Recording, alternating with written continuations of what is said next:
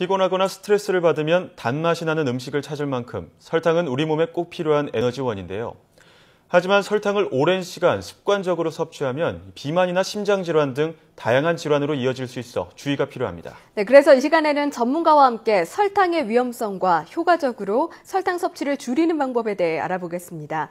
H플러스 양지병원 내분비내과 백혜리 과장 전화로 연결됐습니다. 과장님 안녕하십니까? 네, 안녕하세요. 네, 이 달콤한 음식은요, 우울하면 우울한 대로 또 기분이 좋으면 좋은 대로 자주 찾게 되는 네네네. 그런 맛인 것 같은데요. 이 설탕을 많이 먹으면 왠지 좋지는 않을 것 같다는 생각은 듭니다만 네. 정확히 설탕과 같은 당 성분이 우리 몸에서 어떤 역할을 합니까? 네, 우선은 설탕이 우리 몸에 들어가면은 포도당과 과당으로 분해가 돼서 혈당을 높이게 되는데요. 이 상승된 혈당이 바로 이제 우리 몸에서 쓰게 되는 에너지원입니다. 그래서 혈당을 다 쓰게 되면, 그러니까 에너지원을 다 쓰게 되면은 이제 그것으로 끝이 나게 되는데 이게 제대로 다 쓰이지 않고 남게 되면은 그 다음부터 문제를 일으키게 됩니다. 예. 그렇다면 설탕의 일일 권장 섭취량은 어느 정도인가요? 네, 현재 세계보건기구에서 권장하는 하루 섭취량은 평균 한 50g 정도인데요. 이제 각설탕으로 환산해 보면 15개 정도에 해당하는 분량입니다. 네, 그렇군요. 아무래도 조금 먹었을 때는 에너지원이 되지만 많이 먹었을 때 이제 비만과 같은 문제가 될 것 같습니다. 예. 실제로 우리나라 국민은 하루 평균 어느 정도의 양을 섭취하고 있습니까? 네, 실제로 상당히 좀 많이 드시는데요. 권장량보다 웃도는 한 60g 정도의 설탕을 섭취하는 것으로 이제 통계적으로 나타나고 있습니다. 네. 예. 10g을 더 네, 섭취하는 10g 것으로 예, 나타났네요. 10g 정도 더 드십니다. 예. 네, 또 앞서 말씀드린 것처럼 우리가 흔히 스트레스를 받으면 단 음식을 찾을 때가 있는데요. 예. 이렇게 습관적으로 단 음식을 먹어서 중독되는 경우도 있나요?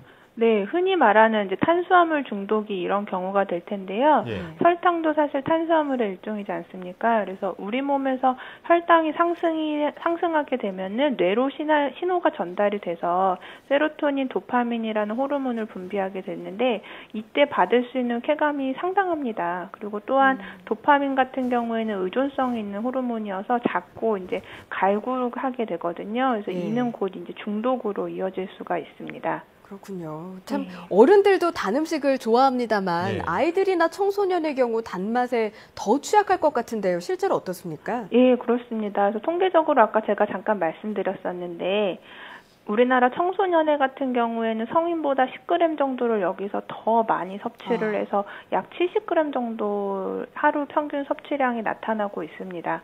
더구나 이제 유아기에는 미각이 발달해가는 시기인데 이때 단맛에 너무 노출이 되면은 성인이 되어서도 단맛에 중독이 될 위험이 높게 되겠습니다. 예. 그렇다면 당분을 많이 섭취하면 어른은 어른대로 또 아이는 아이대로 이 신체에 많이 안 좋을 것 같은데요. 네. 연령대별로 건강에 얼마나 해로운 건가요? 예, 그러니까 유아 청소년들에게는 이제 아까 말씀드렸다시피 단맛에 중독이 되도록 해서 나중에 성인이 됐을 때 당뇨, 대사증후군 등의 이제 이런 성인병에 노출될 확률이 굉장히 높아지고요. 네. 성인, 이제 특히 이제 노년층에게는 심혈관 질환의 위험성이 굉장히 높아지는 것으로 나타났는데 최근에 이제 한 연구 결과에서는 이제 심혈관 질환으로 사망할 위험이 3배 정도 더 증가하는 것으로 나타났습니다. 예, 아무래도 과하게 먹으면 정말 건강에 네. 좋지 않은 게 설탕이 아닐까 싶은데요. 네네. 반대로 이제 당분이나 설탕을 너무 적게 섭취하는 것도 안 좋지 않을까 싶은데 어떻습니까?